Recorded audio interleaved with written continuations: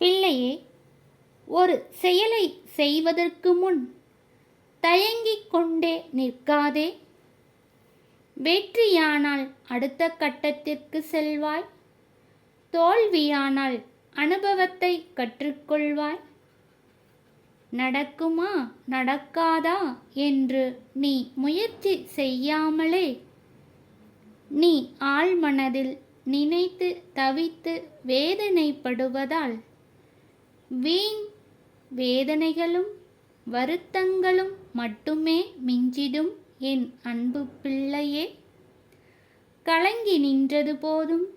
தைரியமாக துணிச்சலுடன் நீ எடுக்கும் காரியங்களில் முயற்சி செய்திடு, செயல்படுத்திடு.